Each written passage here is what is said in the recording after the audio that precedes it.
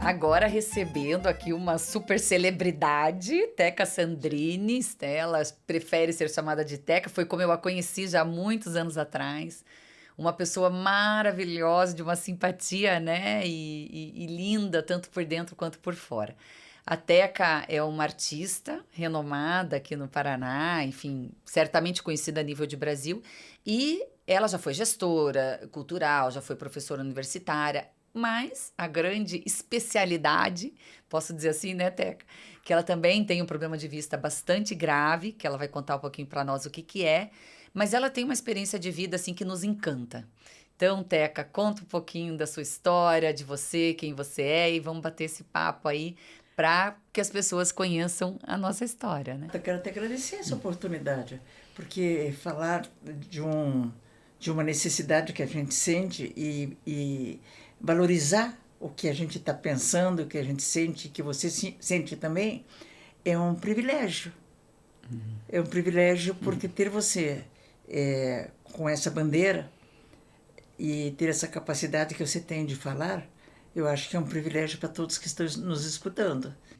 Um pouco do que a gente comentava, assim, né? Eu que, quando descobri o meu problema há 35 anos atrás, as pessoas não falavam muito, né, na deficiência visual, baixa visão. Ou é um cego total, né? Então as pessoas não sabiam reconhecer muito.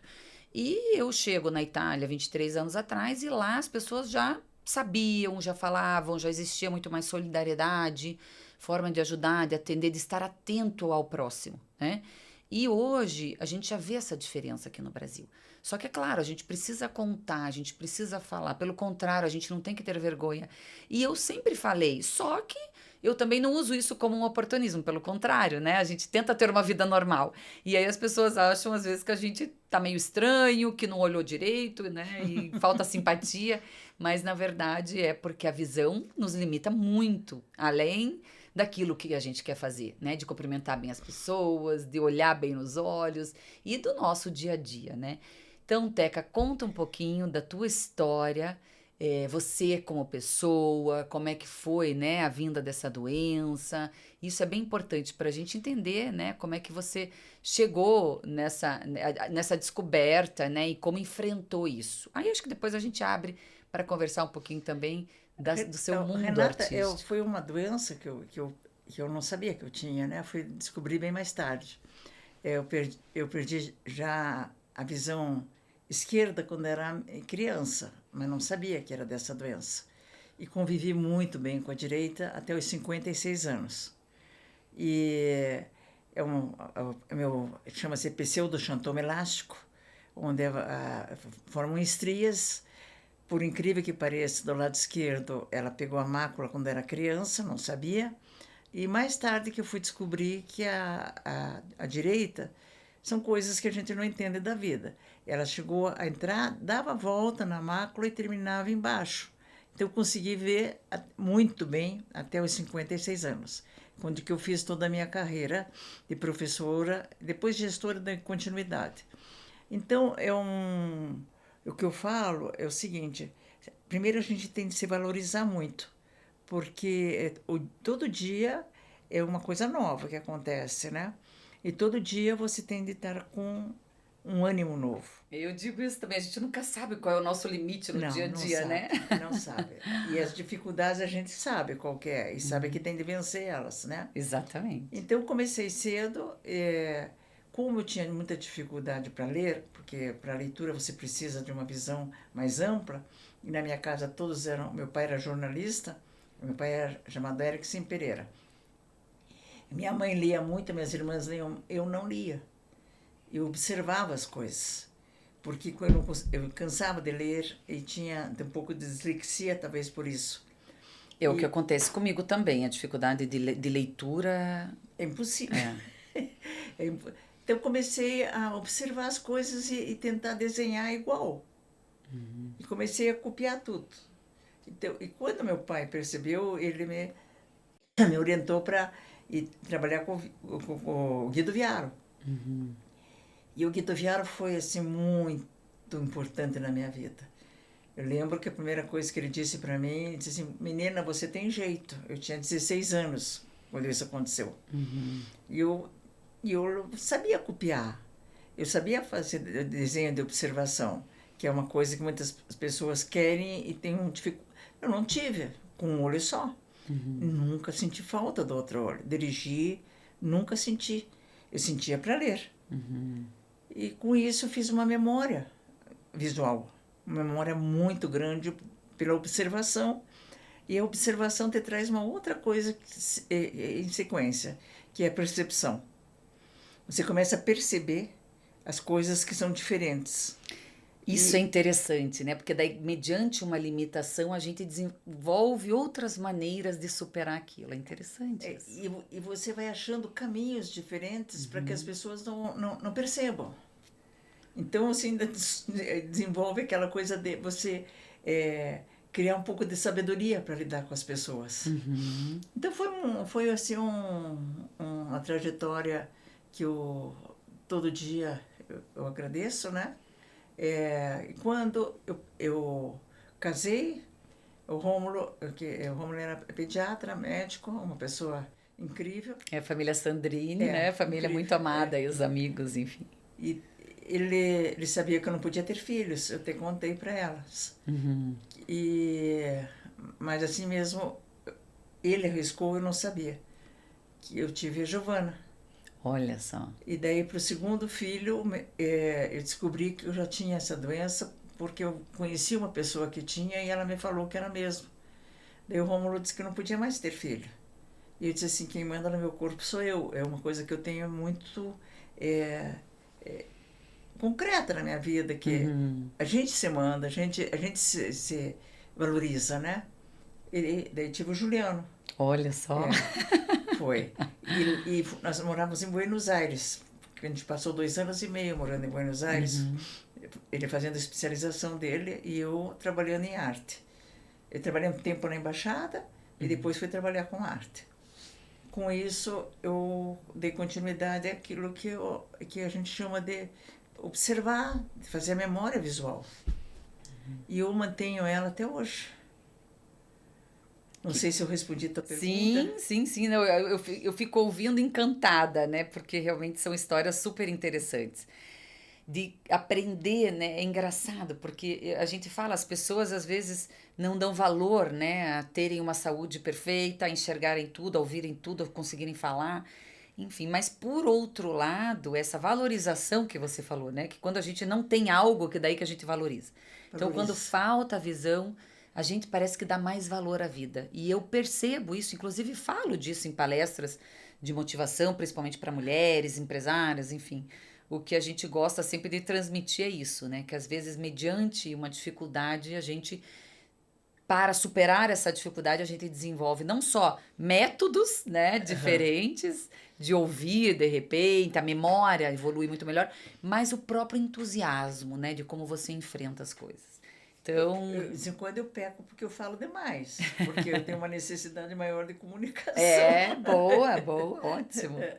Ótimo. E conta um pouco, então, da tua vida artística, né? Que se tornou aí essa celebridade para nós. E o que você gosta, né, de fazer, o que são hoje as tuas obras? As coisas...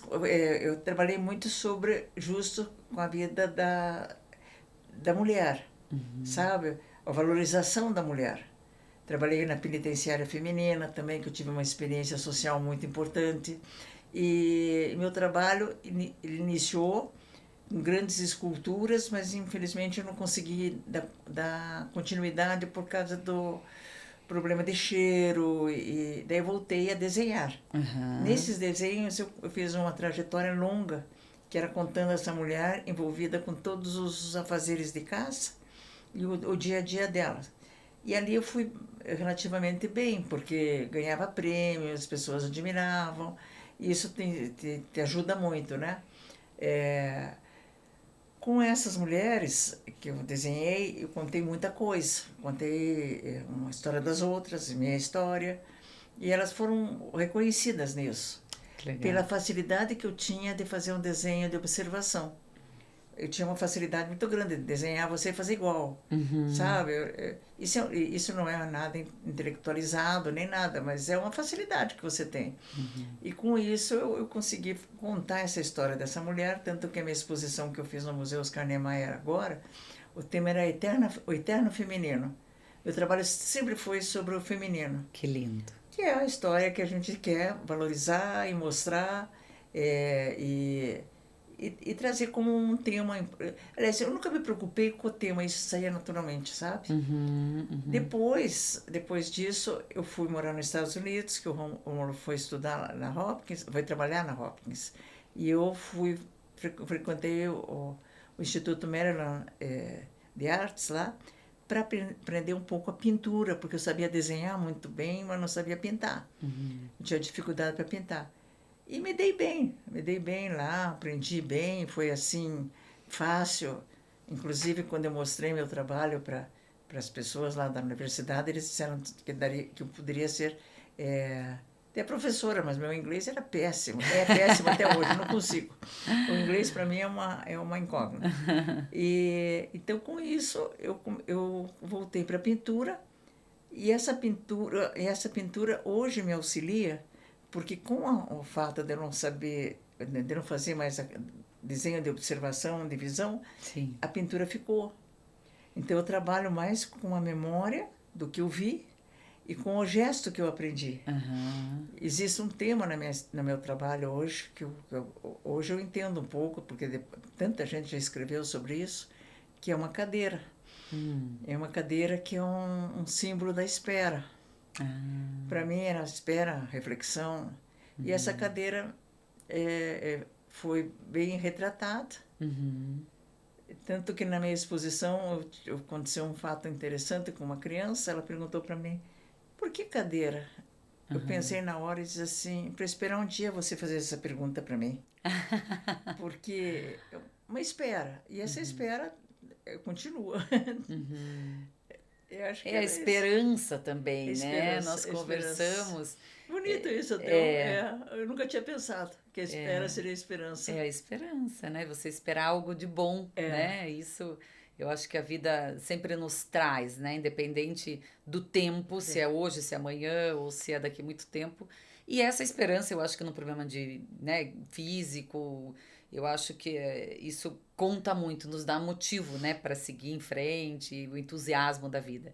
E a esperança até, como que a gente falava, né, eu conversei também com o seu Rubilar, onde ele também com 80 anos busca a solução, né, de como poder enxergar isso é muito legal. Eu tô hoje com 46, mas eu acho que ver, né, a experiência de vocês, a gente poder conhecer a história de vocês nos dá, assim, realmente uma grande alegria, né, de fazer parte dessa comunidade que tem algo de diferente. Eu acho isso muito legal. Nós temos aí uma trajetória, né, Teca, que a gente já nos conhecemos há algum tempo, mas a gente acaba não conhecendo a intimidade, né? Então eu queria conhecer um pouquinho assim, como é que você vive no teu dia a dia, Agora, né? eu tenho pessoas maravilhosas, né, que sempre estão ao meu lado, que são meus netos, meus filhos, minha nora e meu genro. E isso me dá um alívio muito grande, porque eu me sinto segura. Sim. E tenho pessoas que me auxiliam. Então, o meu dia a dia hoje é levantar e pensar o que eu vou fazer para pintar. Eu estou pintando muito. São pinturas assim, bem coloridas, que eu tenho necessidade, né? De ver, mas as cores você consegue enxergar. Eu enxergo, agora diminuiu bastante. O contraste, talvez, sim, cores mais fortes. O que fica é muito recordando, por exemplo, como é que se fazia, sabe? O gesto, a cor. Eu tenho o Léo, um menino que me ajuda, eu digo para ele o que eu quero, ele sabe fazer. Eu faço minha pintura a óleo. Mas são quadros muito grandes. Não sei para quê, mas eu estou pintando. Então, hoje eu faço isso. E auxilio em algumas coisas, por exemplo, publicação de livro de amigos. E agora vou fazer parte de um trabalho que eu acho que é interessante até de contar. Me convidaram, são 130 mulheres cegas do Brasil todo. Ah, que legal. Eles vão fazer um encontro em Blumenau. Elas se encontram sempre em algum lugar do Brasil. Que bacana. E elas me convidaram para fazer um exercício que eu faço, que foi um exercício que eu fiz, que eu não enxergo nada quando eu desenho, que são rostos de mulheres que eu chamo de Marias. História de Marias que tem um nome já pesado, que, por exemplo, vem Maria das Dores, Maria da Piedade, Maria do Socorro, Sim. Maria Auxiliadora, que eu já vejo uma carga grande no nome. E eu resolvi desenhar, fiz quadros grandes, assim, sabe? Lembrando como é que é o olho, lembrando como é que é o nariz, o cabelo. E aquilo, para mim, é rápido, é bom de fazer. E elas ficaram sabendo desse trabalho e me convidaram para fazer uma ação educativa com elas, e vai ser em agosto. Que legal. Em Blumenau. Então eu continuo algum desenho, sim, mas são geralmente repetitivos. Mas repetitivos onde a representação é diferente, mas o gesto meu é repetido. Não sei se eu estou sendo infeliz. Não, para saber. Não, é porque eu estou imaginando o desenho, né? Até eu gostaria de ver, vamos ver se a gente consegue mostrar alguma coisa também, porque é interessante, né? Você desenhar aquilo que você está imaginando e não aquilo que você está vendo. Eu fiz uma parede de 36 desenhos desses lá na exposição do MON inteiro, e foi uma das coisas que impressionou muitas pessoas, porque como é que eu consigo desenhar sem enxergar? Isso é interessantíssimo, Se né? é bom, se não é, não estou nem aí, o importante é que eu faço. Que legal, lembrando que a Teca também comandou aí o Museu do Olho, né, tão famoso aqui no Paraná. Eu conto sempre porque eu acho engraçado essa história, e quando eu fui trabalhar no MON, o secretário, que era Paulino Viapena, me convidou, eu levei um susto, e daí falei até para o Rômulo, né? Rômulo, o que eu faço? Eu estou perdendo a visão, vou dirigir o Museu do Olho. Daí ele foi assim muito categórico comigo. Ele disse assim, se você não pegar, morra. Porque diz, você tem capacidade. Só, claro. Daí eu fui trabalhar, eu disse assim, onde já se viu o Museu do Olho ter uma deficiente visual? Que destino do nome, né? Mas o que a gente faz? Eu entrei no MON, eu escutei muito. A partir de escutar todo mundo, porque daí você tem de escutar, né? Porque você não deu para fazer uma gestão que eu gostei de ter feito. Foi muito bom para mim. Que legal. Mas não essa referência da tua experiência, do teu nome, né? Eu acho que isso vale mais do que 7 anos de... Do que qualquer literatura, né? Do que qualquer estudar documentos, né? Para fazer uma gestão. Acho que isso, sem dúvida... E a gente estuda, né? Quer dizer, isso ajuda muito, né? Eu mesma sou advogada, né? E me formei em direito, fiz mestrado, fiz doutorado. Não me pergunte como, porque eu falo, gente, eu fui me virando de uma forma que fui conquistando, e para mim eu nunca foi satisfatório. Eu sempre queria, né? Tá sempre Renata, crescendo. você não é exemplo. Mas você é uma inspiração. Que bom, você da mesma forma. Eu acho que a inspiração é melhor que exemplo, porque o exemplo você só admira. Sim. Agora, se inspirar na pessoa é muito mais forte, porque você traz um pouco do que da outra pessoa para você. E você é uma inspiração. Que bom. Muito obrigada. Isso, nossa, o quanto nos realiza, né? Ouvir isso. Enfim, fui, né, vereadora em Curitiba, fui ser parlamentar na Itália, advogada com esses títulos, enquanto pessoas com problema de vista muitas vezes ficam analfabetas por não conseguir estudar, por não ter motivação, né, de estudar. Então, eu mesmo estando, né, no mundo público, eu sempre incentivei muito essa necessidade de pôr nas escolas a acessibilidade para as pessoas com deficiência visual, porque enquanto é um deficiente total, com a cegueira total, existem métodos, né, do Braille, etc. Agora, de repente, quem tem baixa visão pode ter instrumentos que ajudem no dia a dia, né? Então, e eu não falo só... A tecnologia está nos ajudando muito, né? Muito, evoluiu demais, né? Então, isso nos... E a única coisa que eu reclamo, sabe que eu reclamo, eu vou falar para você, porque daí você também pode pegar essa bandeira, são as calçadas. Eu acho que uma cidade teria que ter um respeito maior pelo deficiente visual. Eu ando muito a pé, né? Principalmente morando lá na Itália, em Roma mesmo. Pensa com aqueles paralelepípedos. Mas eu vou sentindo muito no pé. E claro, né? Eu vou conhecendo os percursos. Aí, conhecendo os percursos, eu procuro fazer sempre o mesmo. Agora, aqui em Curitiba já é um pouco mais difícil de eu caminhar quando eu venho a pé. E lá a gente tem mais segurança também na rua, né? Aqui eu não me sinto segura também. Então, e a segurança já conta muito, porque se você tá segura, sem se preocupar com o que tá acontecendo em volta, você consegue se concentrar no teu percurso, né? Então, Eu acho que o que você coloca é muito interessante dizer que a gente tem que ter esperança, né? Que um dia as pessoas acordem e vejam, não, a calçada tem de ser melhor, tem que ter esperança em dizer as pessoas vão nos respeitar mais e a esperança de você fazer uma compreensão maior do que é um deficiente visual. isso aí, mobilidade e liberdade Liberdade. para todos. Eu Não, acho que esse é o você tema da imagina que acessibilidade. alegria que seria você poder andar sozinha sem ninguém te perguntar. Eu vou devagarinho, às vezes me bato também, mas eu também não fico parada, não. Né? Interessante. Teca, então nos conte sobre o livro que está sendo publicado. Conta um pouquinho o que você queria trazer para nós. Olha, o livro é um encontro meu com o Ricardo Freire. Ricardo é um antropólogo novo, rapaz jovem, que na época da pandemia ele me ligava para a gente conversar. Daí um dia ele disse assim, eu estou pondo tudo o que você fala para mim, estou escrevendo, Teca. E eu disse, então leia para mim. E comecei a gostar do que ele escrevia. O nome do livro se chama Fogo no Bordel. O escritor é o Ricardo Freire. Animado, pelo jeito. É a história da minha transição de menina bem comportada para uma escola de belas artes. Quando eu entrei na escola de belas artes, tinha pego fogo do lado de um... Não era bem bordel, era uma casa antiga lá que tinha várias pessoas que moravam lá. E esse fogo, uma das pessoas que estava na casa pulou para a escola de belas artes. E essa senhora foi nossa modelo nu. Eu sempre dei aula de modelo nu e tive aula de modelo nu.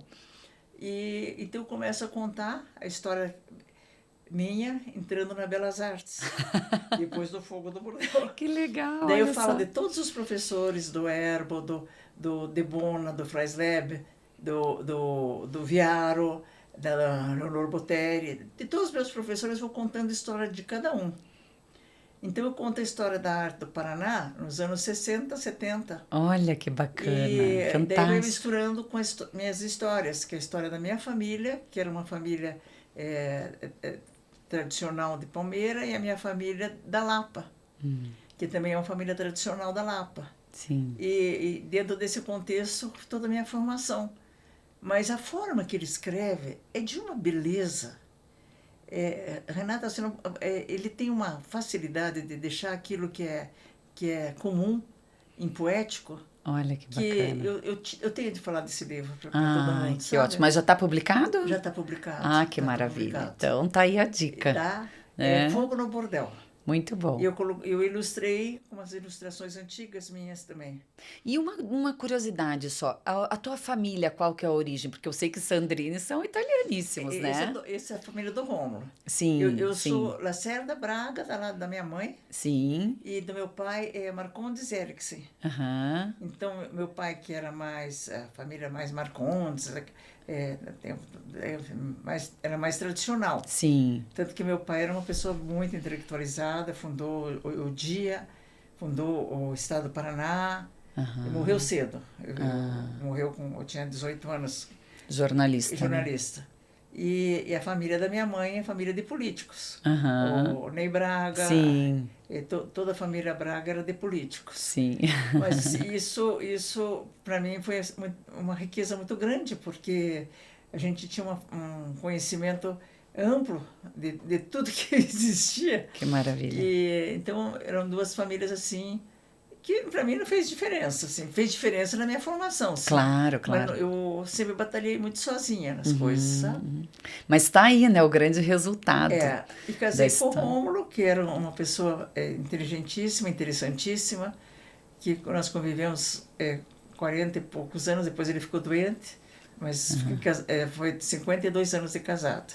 Olha só, que maravilha. Que o Rômulo é italiano, é a terceira geração de imigrantes, mas que veio com uma força e uma vontade de de mostrar o que ele é. Ele foi o primeiro endócrino-pediatra do Brasil. Olha só. Ele modificou toda a pediatria. Aham. Tem até síndrome com o nome dele. Olha que bacana. Então, minha família é uma família que é bem tradicional, mas é interessantíssima, porque tem muitas histórias. E as histórias da minha família são todas de mulheres fortes. Sabe, minha bisavó era... O marido dela morreu no Circo da Lapa, ela que escrevia, e escrevia música. Isso do lado da minha mãe. E a outra bisavó minha é a primeira professora, tem até no livro do Record, o nome dela é Emília Eriksen, que essa foi a grande mentora da família intelectual, que era casada. Mãe do seu pai? A avó do meu pai. Vó do teu pai, aham. Que foi uma pessoa assim... Foi a primeira professora de jardim de infância e que trouxe o método de não castigar a criança. Ah, olha só. E era um trabalho lindíssimo dela. Então, eu tenho essas histórias de mulheres. Interessante, na minha família todas as mulheres eram muito fortes, inclusive minha mãe. Então era isso. Tá aí o grande resultado, né? O livro conta todas essas historinhas de quem era, por que era Marcondes, por que não era. Então é a história do Paraná misturada com a história da Belas Artes. E mais, é só historinha. Que bacana. Eu queria falar porque e transformando aí essa grande mulher que é a Teca Sandrini, né? O Ricardo é uma pessoa assim que eu conheci como funcionário do MON, e que cada dia eu admiro mais o que ele escreve, o que ele faz. Né? Interessante isso. Mas que bom, Teca, conta, deixa uma mensagem bonita pra gente. Eu acho muito interessante a tua experiência, né? Essa mulher também que você é inspiradora da mesma forma, acho que muito mais do que eu, porque a tua história de vida, né? Tudo que você conquistou. Eu sou a quarta filha mulher, então eu tenho uma escola de mulheres, né? E foi um tema que sempre me chamou muita atenção, porque eu vim de uma geração onde a mulher era dona do lar. Sim. E ainda era uma transformação muito grande. Sim. Da minha geração ainda se pensava muito nisso. E eu nunca pensei nisso. Pensava que a mulher tinha um papel importante na gestão, no mundo. Então, eu acho que ser mulher e depois ser cega é uma linha que você tem que trabalhar muito e dizer para as pessoas, que nem nós estamos fazendo agora, sabe? Repense. E o que a gente desenvolve de emocional e de valorização de tudo, né? Da família, das pessoas, da solidariedade entre as pessoas, uma coisa que hoje está se perdendo muito no mundo, né? Essa forma de se ajudar, de ser ajudado, de tentar ajudar. Eu ensino muito o meu filho, ele com 4 anos me ajuda muito, uma graça, né? Mas que ajude as pessoas, né? Que tenha sempre essa solidariedade, isso é muito legal. E tem uma coisa que eu também falo, que eu acho que eu posso complementar o que você está dizendo, é a gente ser humilde e saber pedir. Também, aprender a ser ajudado, né? Sabe, por favor, você me ajuda a apertar o botão tal do elevador? Sim. Por favor, muito obrigado. E outra coisa que me trouxe, assim, toda vez que eu chego no lugar, eu pergunto o nome das pessoas. Isso me traz uma proximidade maior. E com a voz, às vezes, consegue reconhecer daí, né? E depois tem outra coisa, as pessoas se assustam um pouco. Não sei se isso acontece com você. Claro, porque eles não entendem se a gente, um susto. O que está acontecendo, né? Então, você tem que trazer uma proximidade maior para que a pessoa sinta que você é próxima dela. E não pode ser orgulhosa. Tem que pedir mesmo. Eu tive uma experiência agora, no mês passado, lá na Itália. Eu fui numa loja trocar uma calça do meu filho e o Ângelo não conseguiu estacionar e eu já conhecia, ali estava fácil para entrar na loja, não tinha degrau nem nada e eu fui sozinha. Só que era um sábado e estava super cheia a loja, mas eu já conhecia, fui até o caixa e eu falei para a moça, olha moça, eu precisava trocar isso aqui do meu filho porque a gente já estava vindo para o Brasil e queria resolver, né? Daí ela falou, você precisa ir até ali, enfim, né, ver se você encontra o tamanho que você quer. Eu falei, olha, eu tenho problema de vista e eu gostaria que você me ajudasse, né? Porque eu não consigo ler a etiqueta e achar a peça. E uma fila enorme, cheio de gente, pois ela parou tudo e me ajudou. Porque se fosse qualquer outra pessoa no lugar dela, não ia conseguir fazer isso, porque realmente estava muito tumultuado. E ela trouxe e resolveu meu problema assim em 10 minutos. E eu falei para ela, até na frente das pessoas que estavam na fila, eu falei, olha, se a metade das pessoas no mundo fossem gentis igual você, eu acho que a gente viveria uma realidade diferente. É Porque não verdade. custa nada, né, às vezes, parar um pouquinho e ser solidário e, né, eu acho que a gente sente isso muito e não é só para quem tem um tipo de deficiência, é na própria, como você disse, na cortesia, na elegância do dia a dia, né? De dizer um obrigado, né? De ser mais disponível, então. Eu tive uma experiência interessante no museu, foi com um fotógrafo chamado, eu já lembro o nome dele, e se não lembrar fica o fato, tá? É, Antanas Rutko, ele é um Ah, romeno. ah, Ele mostrou uma série de fotos que pareciam umas crianças com o cabelo raspado e uma roupa única. E aquilo me impressionou muito. E a gente conversando, que eu trabalhava muito com o curador e com o artista, né? Ele dizia assim, esse era uma escola que eu fotografei bastante, que era uma escola de cegos. ah, Então eles raspavam o cabelo das crianças e vestiam todos iguais. olha Eu só. uso isso muito como exemplo, porque para dizer o cego não precisa estar bem, Uhum. é, ele não precisa de roupa, não precisa de cabelo, não precisa. E aquilo me chocou muito. E uma Ah, das coisas que eu sempre falo quando eu faço palestra para os deficientes visuais ou coisa assim, se cuidem, se perfume, corte o cabelo, porque já tem uma dificuldade de aceitação. E se é, você não se cuidar, as pessoas não vão te respeitar também. é. Então, uma coisa que é uma preocupação que a gente tem de passar, dizendo que a gente é igual aos outros, que a gente não é menos que isso, Somos pessoas normais. é Daí, falando normais. nisso, você tá linda, viu? Fiquei bem feliz de te ver. Super bonita, super bem cuidada, Você uma sempre foi linda, graça. né? É. Sempre foi linda. Não, mas tá assim, realmente, né? Uma luz, uma coisa muito boa. Fiquei bem feliz de te ver assim Eu que estou nessa, feliz, Renata, né? muito feliz.